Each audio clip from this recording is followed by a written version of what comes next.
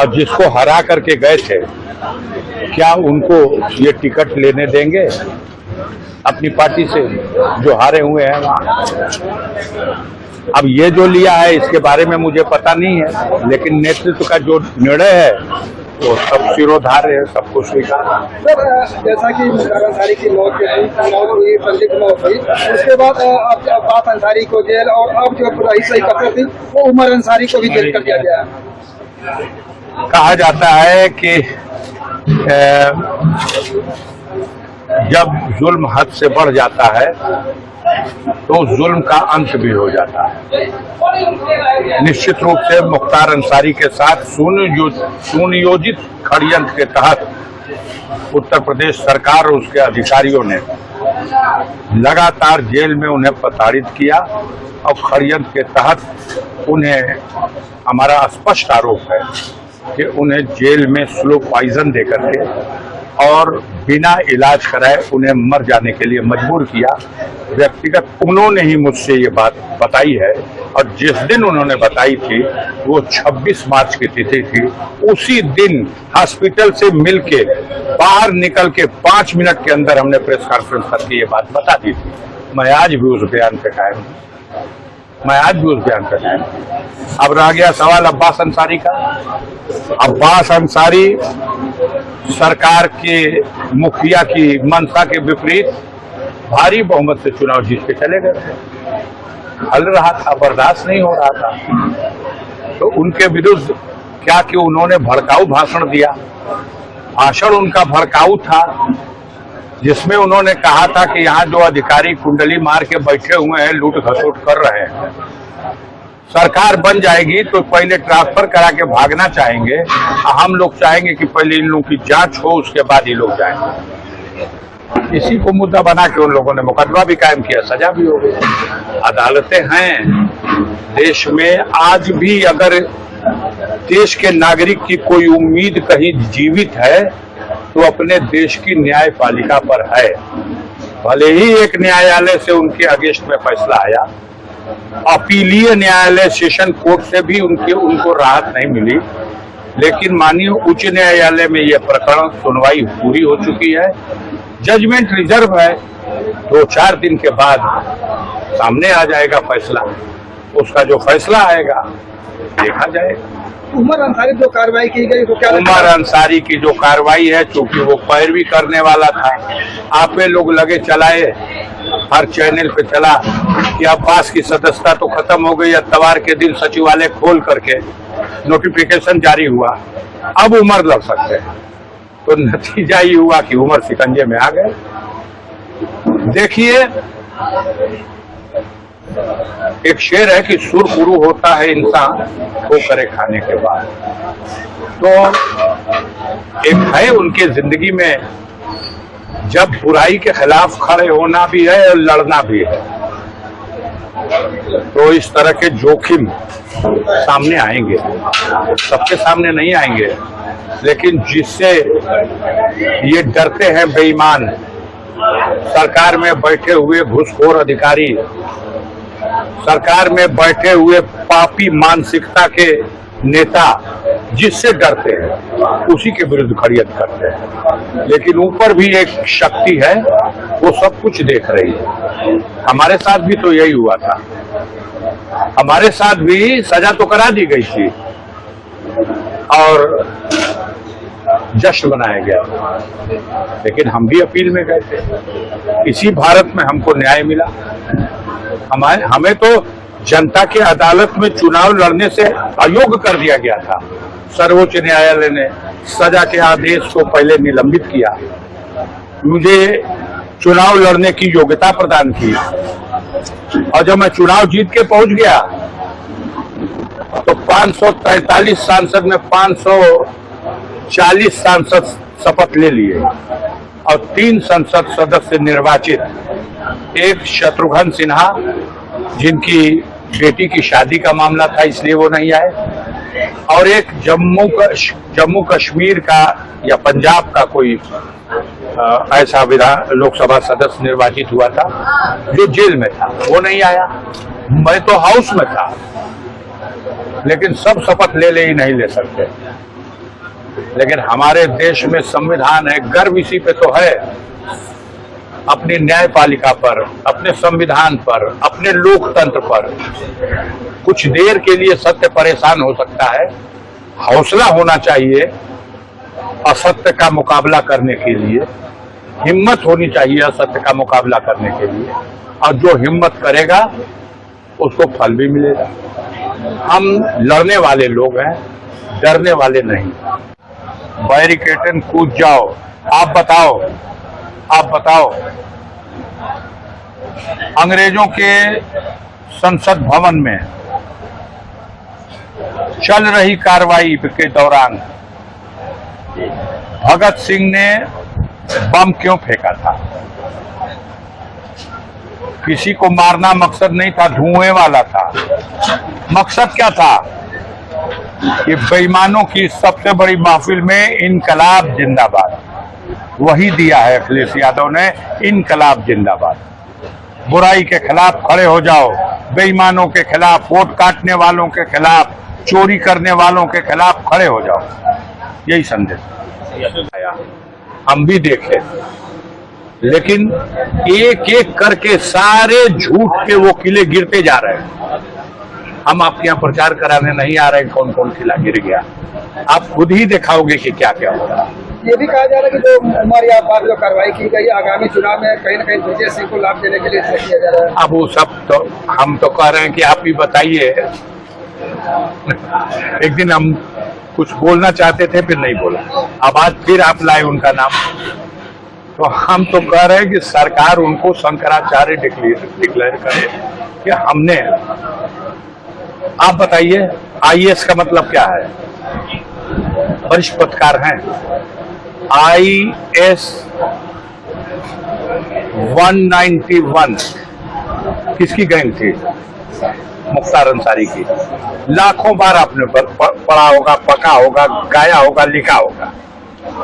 आपकी हिम्मत है कि एक बार लिख दे आप कि उस गैंग का क्या नाम है जिसके सरगना ब्रजेश सिंह हैं? आज भी है, आज भी IAS।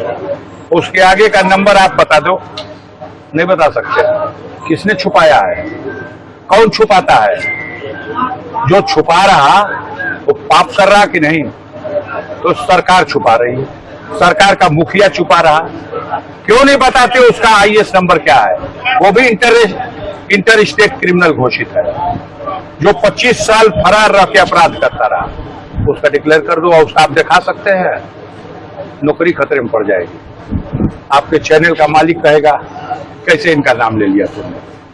जाने दीजिए, अपनी भी नौकरी खतरे में मत डालिए। सवाल है, आपने पोल्ट्री चड्ढा और पूर्व मुख्य सचिव की बात की। हाँ। बहुत सारे जो है इसमें भी मतलब लोन में या कर्ज में गोलमाल किया गया है, क्या था वो? सच्चाई यही है कि जो हमारे उत्तर प्रदेश में चीफ सेक्रेटरी अभी रिटायर हुए हैं, तो मैंने ये खबर पढ़ी है कि उनके द्वारा कई बड़े कारपोरेट घरानों के और इस तरह के दारू के व्यापारियों के करोड़ों अरबों रुपए के कर्जे, जो इनके ऊपर देनदारी थी इनकी, जो सरकार को वसूलना था, वो इन्होंने माफ किया है। वो 50,000 करोड़ से भी ज्यादा है। और आप कोई मुंह से बोलेगा स्कूल बंद हो, मास्टर के फीस नहीं दे पाएंगे, लड़के 50 हैं, और दारू खाना खुल जाए, 5,000 स्कूल बंद करने का निर्णय और 27,000 दारू की दुकान खोलने का निर्णय। ये बुद्धिमती मरा गई है कि और क्या हुआ? जनता ने सब कुछ महसूस कर लिया है। सफाया निश्चित है, ऐसा सफाया होगा कि आप लोग कुतुब मीनार बनाया करिए सपने का। 100 सीट को तरस जाएंगे लोग उत्तर प्रदेश में। पूरी जनता ने, जो उनको वोट करते रहे हैं, सबने ही देख लिया है कि कबाड़ा निकाल दिया, बाजार का कबाड़ा स्तर पर विरोध किया। और धीरे धीरे चुनाव आयोग पे जैसे जैसे प्रेशर हुआ कि उसकी बेईमानी उजागर हो रही देश की जनता के सामने, तो उन्होंने पहले जो 12 विकल्प ठुकरा दिए थे उसमें पहले 5 को स्वीकार कर लिया, फिर 7 को स्वीकार कर लिया, फिर 9 को स्वीकार कर लिया, 11 को स्वीकार कर लिया और अब आधार कार्ड को भी, जिसका नाम काटा गया है, अगर वो आधार कार्ड लगा करके है मतदाता तो आवेदन करेगा, उसका वोट बढ़ेगा। संसद जी, जैसा कि राहुल गांधी को पहले जहां लोग सत्ता पर पप्पू कहा करते थे, लेकिन उन्होंने जब जीसस वोट चोरी का मामला खोला, उन्होंने ये भी खोल दिया कि एक छोटे से कमरे में 80 वोटर, एक छोटे से कमरे में 270 वोटर, एक ही व्यक्ति के 15 बेटे एक साल में पैदा हो गए। आखिर ये किस तरह कैसे कर पाए वो? देखिए, हमारे माननीय राष्ट्रीय अध्यक्ष माननीय अखिलेश यादव जी ने इससे पहले इस मुद्दे को उठाया था उत्तर प्रदेश के पैमाने पर। तब चुनाव आयोग ने नोटिस देके कहा था कि आरोप निराधार है, अगर है तो सबूत लाइए और बयान अल्फी के साथ लाइए। 18,000 बयान अल्फियां दी गई हैं। चुनाव आयोग ने कोई एक्शन नहीं लिया, कोई डीएम सस्पेंड नहीं हुआ, कोई निर्वाचन अधिकारी सस्पेंड नहीं हुआ। 18,000 बयान हल्फियों के बाद भी कोई एक्शन नहीं हुआ। सीना जोरी जब कहा जाता है ना, एक पाप छिपा लेने में कोई पापी सफल हो जाता है तो वो उसका हौसला बढ़ता है, वो बार बार पाप करता है और फिर उसकी बुद्धि मारी जाती है। अहंकार एक ऐसी चीज है कि जिस व्यक्ति में अहंकार घुस जाएगा उस व्यक्ति से सद्बुद्धि निकल के बाहर चली जाती है। तो इनकी बुद्धि भ्रष्ट हुई थी। ये बिहार के चुनाव की जनता के रुख से घबरा गए। बिहार की जनता बदलाव चाहती है और ये उससे घबरा गए और इन्होंने यह रास्ता अपना दिया। पहले एक नया प्रयोग किया इन्होंने। महाराष्ट्र में चुनाव के समय इनका सफाया होने जा रहा था। 60 लाख मतदाता जोड़ दिए गए, नए जोड़ दिए गए महाराष्ट्र में, और बिहार के चुनाव में पराजय से बचने के लिए 65 लाख मतदाताओं का नाम काट दिया गया। ऐसा अंधेर अगर होगा तो संविधान उन्हें इजाजत नहीं देता। लोकतंत्र की व्यवस्था को बाधित करने के लिए यह जो कुचक्र है, ये सरकार और चुनाव आयोग की मिलीभगत का, ये माननीय सर्वोच्च न्यायालय के सामने भी नकाब हट चुका है। परत दर परत सच्चाई सामने आती जा रही है। हम उम्मीद करते हैं कि देश की जनता भी जागरूक हुई, जनप्रतिनिधियों को भी जागरूक होना पड़ेगा। गांव स्तर पर बूथ के एक एक कार्यकर्ता को, एक एक मतदाता को, जो बाबा साहब भीमराव अम्बेडकर ने संविधान में हमें अधिकार दिया है, उस अधिकार की अगर रक्षा करना है तो खड़ा होना पड़ेगा, अपनी वोटर लिस्ट में अपना नाम चेक करना पड़ेगा और अपना वोट दुरुस्त किया जाए। और सामाजिक कार्यकर्ताओं को देखना पड़ेगा कि अगर किसी घर में हद हो गई ना, एक के घर में 40 मतदाता, 60 मतदाता, एक के बाप के, एक पुत्र के बाप के 40-40 वोटर, वो भी उनकी एज जो लिखी है, एक के साल में 13 ठो जन्म ले लिए। बाहरे बाप, बाहरे उनकी औलाद। शर्म से चुल्लू भर पानी में चुनाव के ये प्रबंध करने वाले निर्वाचन आयुक्तों को डूब मरना चाहिए, इस्तीफा देना चाहिए और फिर से इस देश में वो कानून वापस लेकर के जनता का आंदोलन इस बात के लिए होना चाहिए कि लिस्ट मत सुधारो, वो कानून बदलो। जैसे किसानों के खिलाफ 3 काले कानून आए थे और जनता लामबंद हुई, वो काले कानून वापस हुए, वैसे ये काला कानून है, महाकाला कानून है, इसको वापस होना चाहिए। जिसमें होना ये चाहिए कि सुप्रीम कोर्ट का चीफ जस्टिस, देश का प्रधानमंत्री और प्रतिपक्ष का नेता, ये तीनों बैठ के निर्वाचन आयुक्तों की नियुक्ति करेंगे तो न के बराबर संभावना होगी इस तरह की बेईमानी। सर, इस समय यूपी का सदन चल रहा है और विधायकों को बोलने का मौका दिया जा रहा है। पूजा पाल ने भी कल बोला और समाजवादी पार्टी ने आज उन्हें पार्टी से बाहर कर दिया। समाजवादी पार्टी ने पूजा पाल को बाहर कर दिया। अरे यार, समाजवादी पार्टी तो बड़ी दरिया दिल वाले की पार्टी है। समाजवादी पार्टी के सिंबल से जीते हुए कई विधायकों ने, जब राज्यसभा की वोटिंग हो रही थी तो सारा देश का मीडिया जानता है, उन्होंने भाजपा के पक्ष में वोट कर दिया। कई सालों तक समाजवादी पार्टी ने उनके लिए भी कलम नहीं चलाई, लेकिन जब पाप करके भी और आप उसको भी अपना कीर्तिमान बनाओगे तो मजबूरन अब जब देखा कि कलम चलेगी तो इन लोगों को ये कहने का मौका मिलेगा समाजवादी पार्टी ने उन सबको पार्टी से निष्कासित कर। अब वो भी लोग खुश हैं कि हम निष्कासित हो गए, हम आजाद हो गए। आजाद आज हो गए, लेकिन उस क्षेत्र की जो 4 लाख, 4.5 लाख, 5 लाख मतदाता हैं जिन्होंने आपको किसी सिंबल पे चुन के भेजा था, आज आपकी जब वापसी हो रही है, देखिए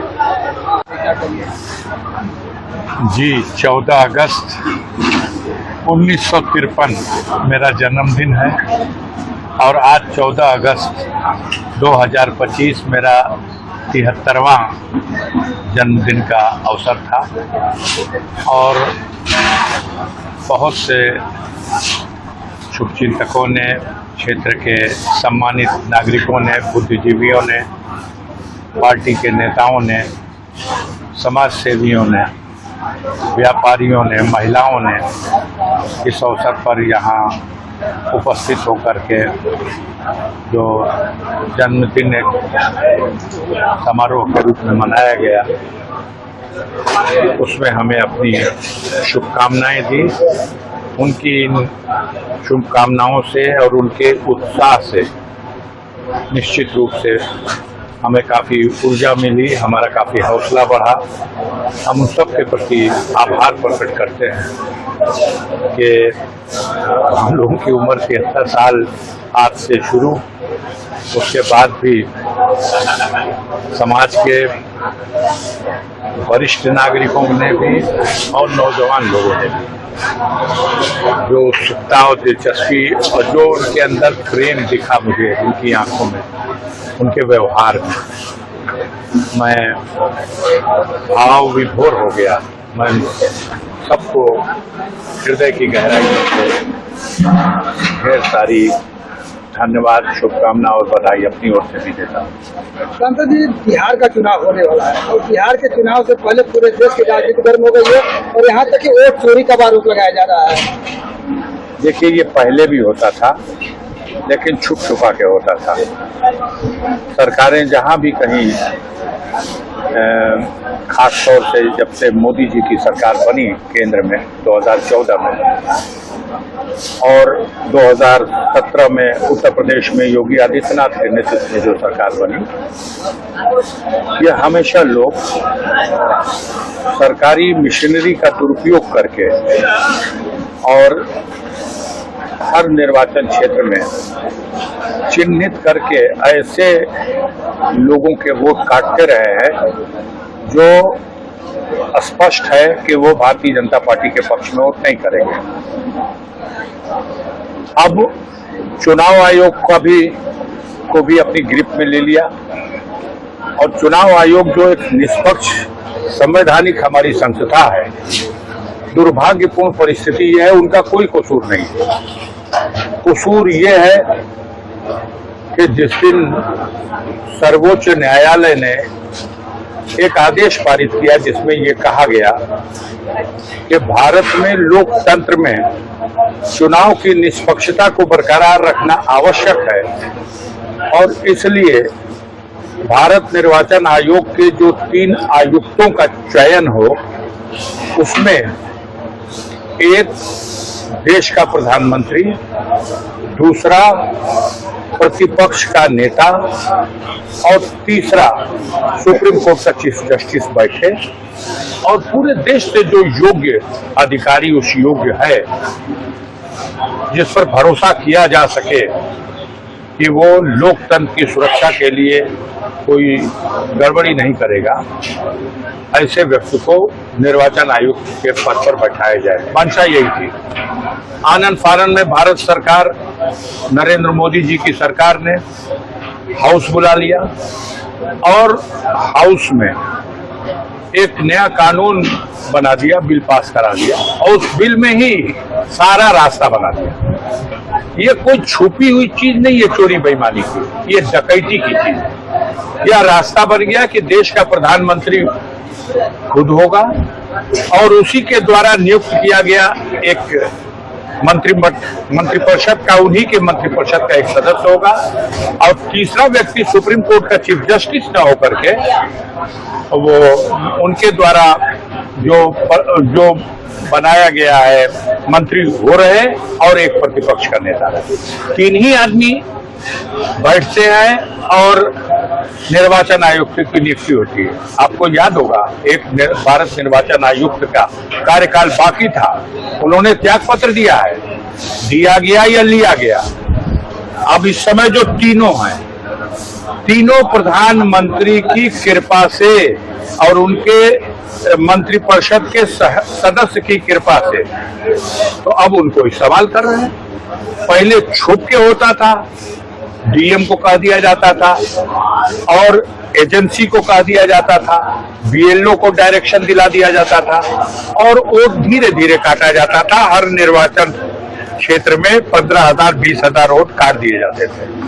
अब सीनाजोरी के साथ बिहार के चुनाव के समय पूरी सीनाजोरी के साथ नए सिरे से 8 करोड़ मतदाताओं की वोटर लिस्ट को रिव्यू करने की बात तब जब इसी वर्ष चुनाव होना है। स्पष्ट है, पूरे देश की जनता ये मान चुकी है कि ये घोर बेईमानी का और खुलेआम बेईमानी का एक योजनाबद्ध तरीके से अमल किए जाने का प्रयास था। माननीय सर्वोच्च न्यायालय में लोग गए, देश के जनता के वोटों से चुने गए